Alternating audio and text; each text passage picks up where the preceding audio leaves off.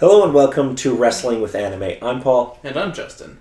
So you had me watch the first 4 episodes of Space Dandy and... And you had me watch ECW, one of them. Heatwave 98. God damn it, Justin. Sorry, I don't really remember, even though I just saw it like 2 seconds ago. Okay, well, the name of it. Okay, so we're going to start with Space Dandy. Yeah. So the first episode was Live with the Flow, Baby. There wasn't a whole lot of living right at the end.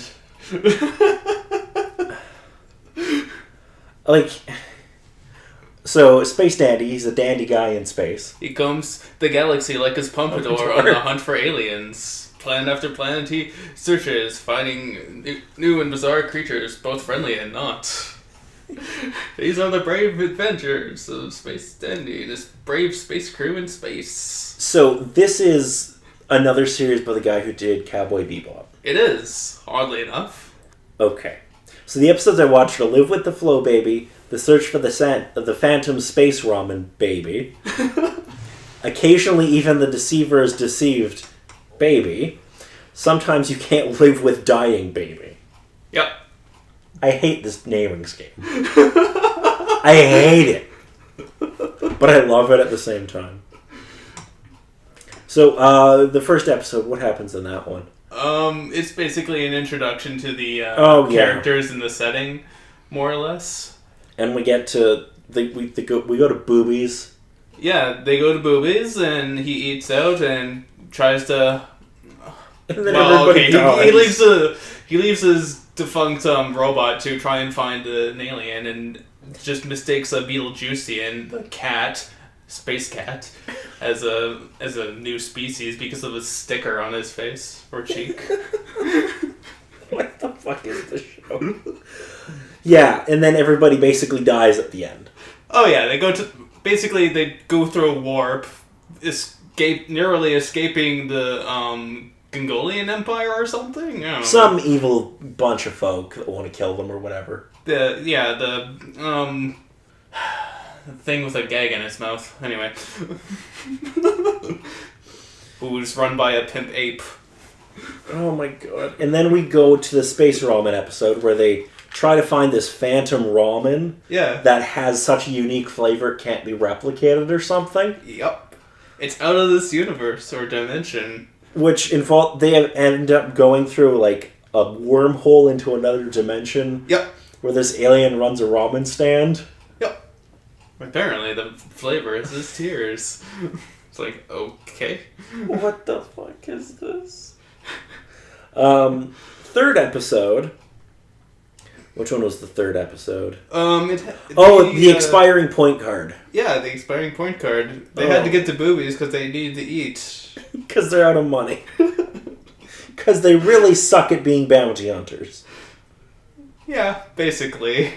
Not really a bounty hunter. They're just trying to find new aliens. They're basically bounty hunters. More or less, yeah. But apparently on this planet, they meet this girl who happens to be one of the most threatening things in the universe. And there's like these really crazy looking aliens that are all like terrified of her. It's really funny. It's like, no, get out of here, dude. It's so good. And then the fourth episode, everybody gets turned into a zombie. Yep.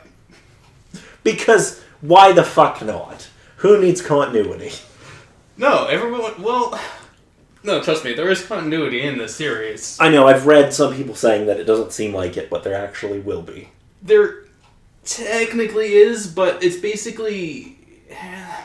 It's hard to really explain because, I mean, even the evil guy kind of dies too.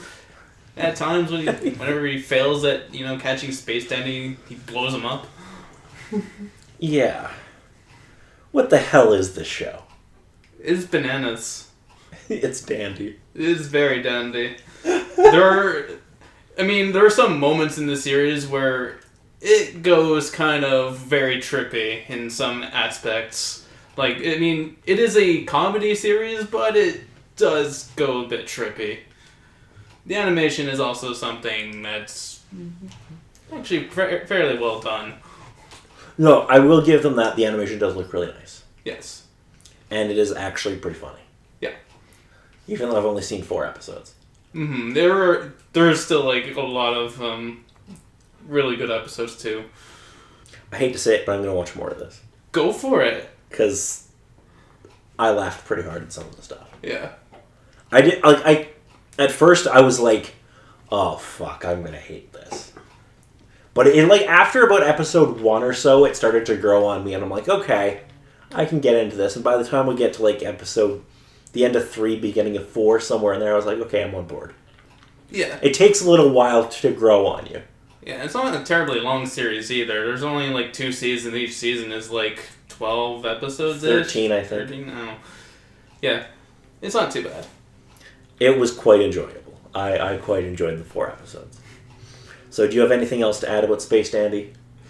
Other than he's a dandy guy in space. Just keep watching it then. Enjoy. Alright, so it's time to talk about ECW. Yeah, this thing. So, I'm going to start off with a few facts about the show itself. So, ECW Heatwave 1998 took place August 2nd, 1998 in the Hare Arena in Dayton, Ohio in front of 4,400 folks. Alright. So compared to some of the WWF shows we've seen, it's quite a small crowd. Yeah, I guess it's it's not the WWF or WWE or whatever. No, it's definitely, it was a smaller company. Yeah. So, first matchup, the one I was most anticipating you to see. Just Incredible? That terrible pun? It's Just Incredible with Jason, Nicole Bass, and Chastity against Jerry Lynn. So, first off, what did you think of Jason, Nicole Bass, and Chastity? Or do you remember anything about them? I don't know. I was just hoping that Just Incredible would get knocked down, but I was disappointed by the end. Okay, so Just Incredible. Let's talk about that name. And what Sure. It's the greatest name of all time. No, it's not. It might be the greatest name. No. But he's just incredible. I would never nickname myself that. Yeah, I think you should. No. Anyway. So Just Incredible ends up winning. But, okay, so Just Incredible comes out and is wearing a t-shirt. Did you see what it said on it? Shit, no. So he's got this, it's like a black t-shirt, and then it's got red font on it, and it says Got Blood. Instead of Got Milk, but it's ECW, so it's Got Blood. Okay. And I'm like, that is good merch for ECW. But you're not trying to sell blood. I don't know. No, but Folks is gonna bleed in this show. Alright. Fucking New Jack's on the card. Folks is gonna bleed. What did you think of Jerry Lynn? Can't remember too much about the guy. Okay. I just know Just Incredible. That name is just gonna just kill me, though. I love it. So what did you think of the match? And also, what did you think of the atmosphere of ECW? Because this is kind of your first exposure to that. Because ECW definitely has, like, a unique environment, let's say.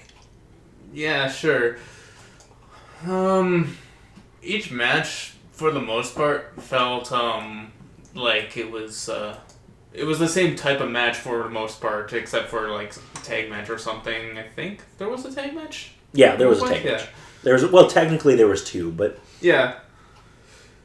For the most part, it was more or less the same-ish type of match. For each match. Okay, what did you think of the atmosphere, like the crowd? Atmosphere... Oh, I had to note, I think they only censored one word at one point, and then they just kind of gave up after a while, and then the crowd ECW didn't censor anything. I thought there was, a censored word at some point. Not unless they said something like, beyond the pale. Okay. ECW dropped the F-bomb and shit all the time on pay-per-view. Yeah, I mean, even the crowd was kind of chanting, "Holy shit!" That's not the worst thing the crowd chanted. Trust me. I know, it's not the worst thing, but I mean, you wouldn't hear that, WWE or yeah, you would. You would? You would hear holy shit chants. You would holy? Okay, yeah. I don't know, I pay attention. In ECW, they also, in the first match, they chanted, "You fucked up." Oh. And they also, before the first match, when Shane Douglas and Francine come out. They chant "Show your tits." Was that the first match? That's before the first match. Oh no, okay. But there was like some other part that had like I want to say a slight wardrobe malfunction, but not really a wardrobe. No, that's malfunction? later. We'll get to that in a minute. Okay, that's later. Okay. That was a Lance Storm and. Yeah, that was a Lance Storm match. Okay. Yeah. So, have any thoughts on the first match with Just Incredible and Jerry Lynn? I thought it was a fun opener. They do some hardcore stuff, but they don't go overboard with it. Yeah, it wasn't terribly overboard. It was more or less a standard match from what I saw. Okay. So, we didn't mention it, but we will now.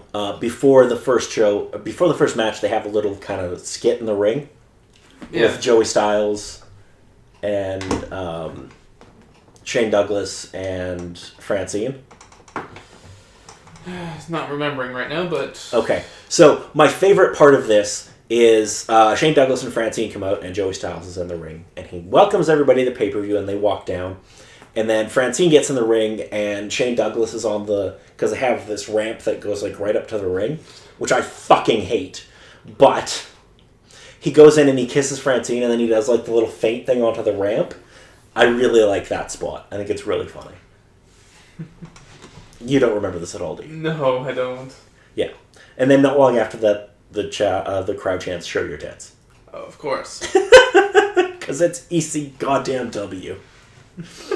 So, second matchup is Chris Candido and Lance Storm. And Chris Candido comes out with Tammy Lynn Sitch. Mm-hmm. Known more well known in the WWF as Sunny. So what did you think of this match? It was high impact, I thought, for the most part. Who was in this again? Like, specifically, I know I said the last time. So, just trying to remember who they were technically. So, Chris Candido's the dude who had the headgear, and Lance Storm had the red and white tights. Oh, yeah. So, Chris was the, he was like Canadian? That's who he was? No, Lance Storm is. Or Lance Storm was. Yeah, Lance Storm. Actually, Lance Storm currently is training people in Calgary. Oh, okay. So Lance Storm has my favorite spot in this match, where he, I forget exactly how he sets it up, but somehow like Chris Candido's going for a leapfrog, and Lance Storm like turns around and like spin kicks him in the air, and it looks really good. It's a really good spot. What did you think overall of these two guys? They did quite well. They took a lot of hits. I'm not really good at talking about wrestling, am I? But there was one part, like I guess it was near the end, when one guy got like sand right on his fist to try and get the other guy. But, yes, the powder. He slaps him right back in his face. Yeah. I found that to be kind of hilarious. Yeah, it's a fun match. Chris Candido ends up going over in kind of a fucked finish, but it's fine. Well, probably that was like just after the wardrobe malfunction with Tammy. Yeah. So, what do you think of Lance Storm? Because my thoughts on Lance Storm are quite simple. Lance Storm is a great in-ring performer, but he has no personality on the microphone. The dude he's a great wrestler, but he just could not cut a promo or do character stuff to save his life. Sounds like me. Except you're not a great wrestler either. No, I'm not. So you're just like, oh, shit. Well, I'm just a terrible performer all around. Let's move on to the next match. Sure. We've got Masato Tanaka against Mike Awesome. Okay. I really like Tanaka in this match. They just beat the shit out of each other. Oh, yeah. For sure. This one was when it started to... they bring out the tables here. They bring out the tables. The chairs. Tanaka takes a bunch of shots to the head from a chair. Yeah. That are like, oh my fucking god. Yeah, no shit. And that dude, as of at least, I think last year, he's still wrestling. Oh, crazy. And this is 20 years ago. Yeah, that is, literally. I mean, Of course, there's one stunt they pulled off, just running down the whole ramp and smacking him over so the head with the chair. It's so dumb, but I love it. And then he picks up the other guy and just throws him right over, over his head down onto the table. And that was like, okay, that takes some strength to pull off. Yeah, Mike Awesome does this, like, so Tanaka's, like, out in the crowd, and then Mike Awesome, like, jumps onto the top rope, and he does a clothesline into the crowd. But he jumps up and springboards, but he stands on the rope for a second, and I'm like, that takes crazy balance to do. Yeah. It looked like it's really good. I really enjoyed that match. What do you think of it? Oh yeah, this was probably my favorite match here. Okay, so we're going to move on to the next one, which is Hayabusa and Jinji Shinzaki against Rob Van Dam and Sabu. This was for the ECW World Tag Team Championship. I wish I enjoyed this more. Right, so Sabu and RVD come out with Bill Alfonso as their manager. What did you think of Bill Alfonso? That was a dude with the whistle. Why? I just have to ask why. Because I don't know. I hated it. Well, see, they are meant to be heels. I know. Not to the audience here. You're supposed to hate them.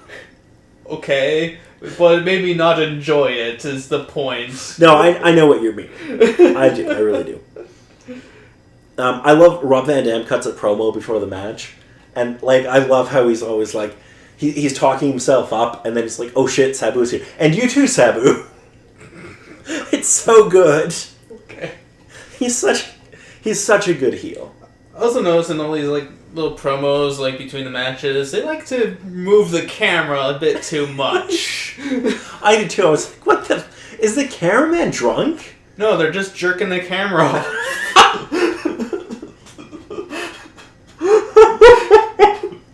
That's what I think. Okay, so I have to ask, what did you think of Jinji Shinzaki? He's the dude with all the, like... all the tattoos of, man, I wish I could read any of them. Japanese characters. I think it's an awesome look. Oh yeah, that's neat. But that's going to be a pain in the ass to put on every night. I imagine. You've got to do that for every goddamn house show. Yeah, because that's your look. Like, god damn it, that must take for... He's got to have, like, some stencil shit or something, and they just, like, spray it on. Maybe. That would make things easier. But it's a really good look. Hayabusa also has a really cool, like, mask and stuff. Oh yeah. I like the look of those characters. So what did you think of the match overall? Without Bill Alfonso, would you have enjoyed it more? Maybe. There is a great moment where, I forget what move Sabu hits, but right after he hits it, Rob Van Dam comes, like, into the screen, like, just flying and, like, does the frog splash while spinning. It's this great moment where you don't see him and all of a sudden it's just, like, bang, he's there. It's great. So after that, we move on to Bam Bam Bigelow challenging for the FTW Heavyweight Championship against Taz. We should talk about the FTW Championship. For the win? No. It doesn't mean for the win. Okay, fine. I just wanted to say that. So it's the Fuck the World Heavyweight Championship. Okay. That's literally what it is. So they did a video package of this explaining the story going into it. What did you think of that? Hard time remembering it. It's actually been like a week since I watched it. Okay, but like... so basically the story going in is Taz has been beating a bunch of motherfuckers. And Shane Douglas got injured, so he hasn't been defending the title. And Taz got pissed off because he didn't get a title shot. So he's like, fuck this, I'm going to have my own title. And it's called the Fuck the World Heavyweight Championship. And then Bam Bam Bigelow, I think it was the previous pay-per-view, put Taz through the ring. Oh, right. This thing. That's the match, okay. And part of Shane Douglas' promo at the beginning of the show was where he says Bam Bam's he's not gonna put Taz through the ring this time, he's gonna put him through the motherfucking concrete. Which I'm like, that is a good line. Good luck with that, too. They fucking tried. Oh, yeah. Well, they had to settle with going through the runway. Okay, so what did you think of this match? Before I show you something about Taz. It was silly. What do you mean? I don't know. Going through the ramp at least again. Well, Yeah, it kind of is, but I think it's fun and it allows them to, kind of continue the feud without anybody losing steam. Taz wins, but yeah, I think for the most part, overall it's a fun brawl. You have any other thoughts on either of these guys? Not terribly. Okay. Now, I have to show you this little it's Taz thing. Okay. Because he's short. Oh my god. And he's a munchkin now. It's not an Oompa Loompa. He's an Oompa Loompa. Okay. Well, he's short and kind of orange. He looks like a goddamn Oompa Loompa. Alright. So I don't remember exactly where it fit in the show, but we got, it starts off with a New Jack promo. Fuck New Jack. And he's talking about his weapons match with Jack Victory. Now he's going to fuck him up or whatever. And then the Dudley Boys attack. And there's a big brawl in the parking lot. And they beat the shit out of New Jack. Thanks, Dudleys. I didn't care for that. Okay, so we're going to the final match. Tommy Dreamer, the Sandman, and Little Spike Dudley, LSD. Get it? Get it? Yeah. His finish is called the Acid Drop. In case you didn't get it. Against the Dudleys, Bubba, Devon, and Big Dick Dudley. With Joel Gertner, Sign Guy Dudley, and Jeff Jones. What did you think of the Dudleys? And a little promo before the match. Oddly, I was rooting for the Dudleys. They're really entertaining. What do you think of Joel Gertner? Who was that? He's the dude who cut the promo for the Dudleys. He's he does the introductions for them. The quintessential stud muffin. You don't remember him, do you? Not really. Oh god, this guy cuts this horrible promo where he's like, "It's me, Joel Gertner, the quintessential stud muffin, the man who makes your panties moist." Oh right. Sorry, that's just kind of ringing a bell now. Joel Gertner is amazing. It's so dumb, but it's so funny. So what did you think of this match? I don't know. I just like the commentary because of their stupid names. Like who? I don't know, like the Big Dick. Big Dick Dudley? Okay, let's talk about... Because this dude's legitimately a big dude, big jacked up dude.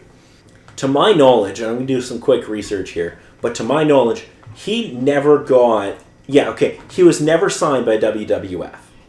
Now, for a guy that's that big and that jacked up, for Vince to not hire him, he has to be goddamn useless.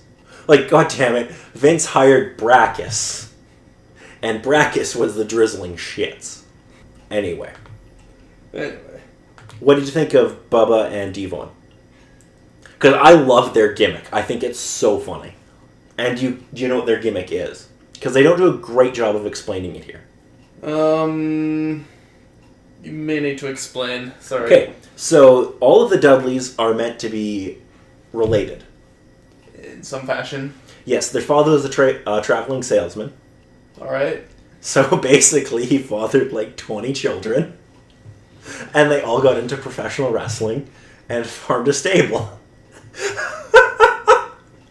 And they live in a fictional town called Dudleyville. And it's just glorious.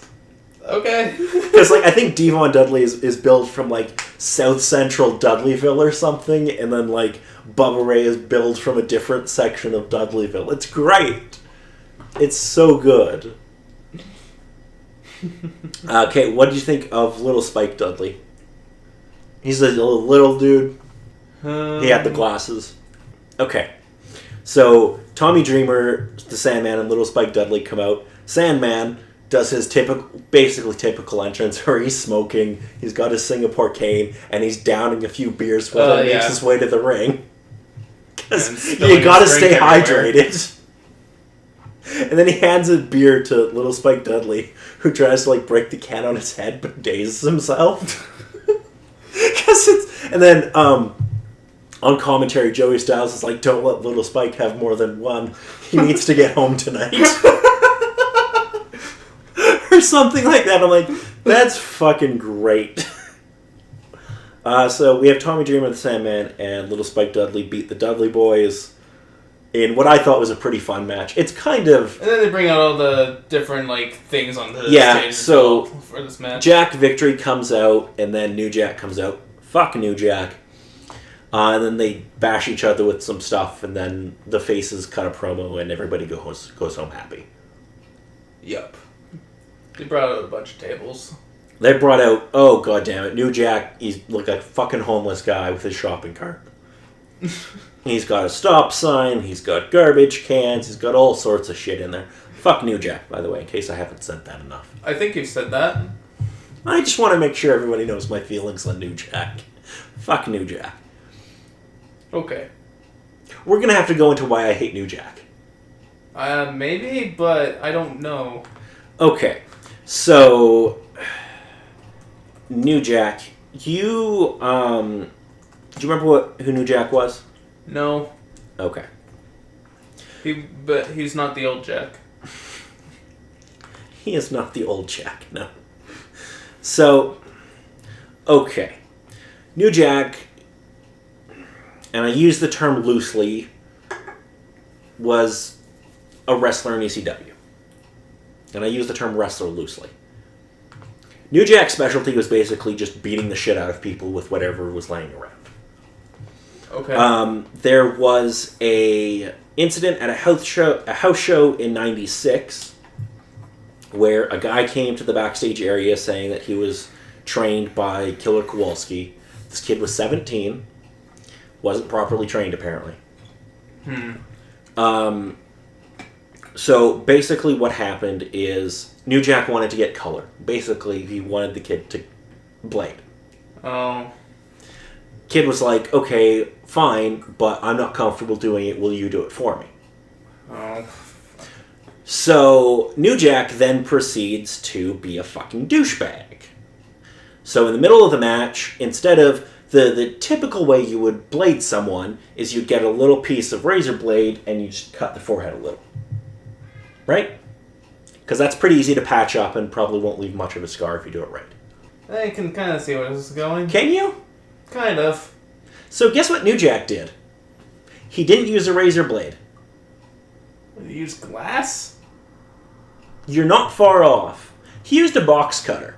Oh, fuck you. Okay, yeah, fuck New Jack. Yeah, fuck New Jack. Jeez. Yeah, New Jack's an asshole. I don't care what anybody says. I fucking hate him. Ugh. Someday we'll eventually do a show with JBL, and then I'll really go off on JBL. And why I think JBL is worse than New Jack. But that's a story for a different time. Indeed. Isn't the wrestling business great? No. It only attracts the best people. No, it doesn't attract the best people at all. It really doesn't. So overall, what did you think of your trip to the land of extreme? It was an interesting show, for sure. A little different from WWE and other sideshows. You also have to remember, so when ECW started taking off in '95, they were doing this kind of stuff, right? Yeah. And arguably even more hardcore stuff than this. They were the first company in North America to use Singapore canes, like kendo sticks. At the time, though, WWF was in the middle of their New Generation period. So this was... You remember when I showed you... what was WrestleMania 10? You remember how they had Doink the Clown and shit? Yeah. That was 90... That was like 92 or 91. Yeah, I think 93, I want to say. 93? I don't know. So, 95, they had, like, T.L. Hopper, the wrestling plumber, and they had The Goon, the wrestling hockey player, and ECW had Tommy Dreamer and Sandman. ECW was kind of like we're not going to present pro wrestling as a cartoon. We're going to present it as, I'm not going to say legitimate. Well, ain't legitimate. No, but they were presenting a much more adult product. Yeah. And there were legitimate concerns from pay-per-view companies when they tried to get on pay-per-view, going like, well, we know WWF and WCW aren't real, but your shit looks too real. So, like, legitimately, ECW's first pay-per-view didn't get cleared by a lot of pay-per-view providers because of they thought it was legitimate. And, like, Paul Heyman literally went into their office with a script and said, this is what's going to happen. And they're like, no. You might have you might have the finish predetermined, but we still think they're actually beating the shit out of each other. Sure, I mean, sure, people are getting thrown through tables and whatnot. Sure, they may get a bump or two. Yeah, but like it was also at the time when the UFC was starting up, and there was a lot of controversy about UFC, and ECW was kind of lumped in with that. That's a very brief history of ECW. Fun. I guess it just took a while for them to actually, make it to TV or something. Well, they really barely ever got national television. For the majority of their run, they were only on syndicated TV and pay-per-view. And they didn't get pay-per-view until 97. Crazy. So it was a very underground product that was very much based in Philadelphia and in that kind of area. So anyway, I think that's going to be it for this week. I'm Paul. And I'm Justin.